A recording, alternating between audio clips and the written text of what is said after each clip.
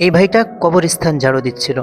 ঝাড়ু দিতে দিতে একটা সময় তার চোখটা অন্যদিকে পড়ে যায়। সে তাকিয়ে দেখে যে একটা ছেলে কবর থেকে সাদা কাফনের কাপড় উঠিয়ে নিচ্ছে। সে তো হতবাক হয়ে যায়, ডাক দেয়, "কি রে, তুই ওখানে কি করছিস?"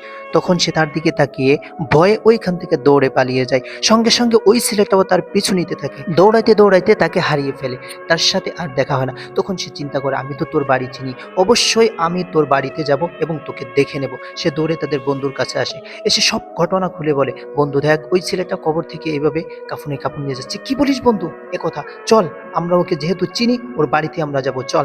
দৌড়ে তার আরেক বন্ধুর কাছে চলে আসে। তখন তার বন্ধুকে এই ঘটনা খুলে বলে। তার বন্ধুও বলে, "কি রে, এত বড় সাহস, ও এই কাজটা করেছে, চল ওদের বাড়িতে যাব।" তখন তিন বন্ধু মিলে তাদের বাসায় আসে।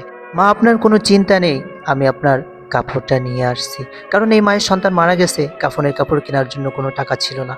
তখন তার বন্ধুরা এসে মাথাটা নিচু করে ওখানে দাঁড়িয়ে থাকে এবং বলতে থাকে, "কিরে বন্ধু, এই কথা যদি তুই আমাদেরকে বলতি, আমরা অবশ্যই ব্যবস্থা করে দিতাম।" তখন ছেলেটা রেগে গিয়ে বলে, "এই মাটা কয়েকদিন যাবৎ এইখানে পড়ে আছে, কেউ কোনো খোঁজ খবর নেয়নি, তার দেখা দেয়নি, আমার কাছেও কোনো টাকা ছিল না যে আমি কাপড়টা কিনে দেবো, এই জন্য আমি বাধ্য হয়েছি ওইখান থেকে আনতে, আমার কিছু করার ছিল না। তখন তোরা কোথায় ছিলি? কেউ তো সাহায্য করার জন্য একটু এগিয়ে আসিসনি?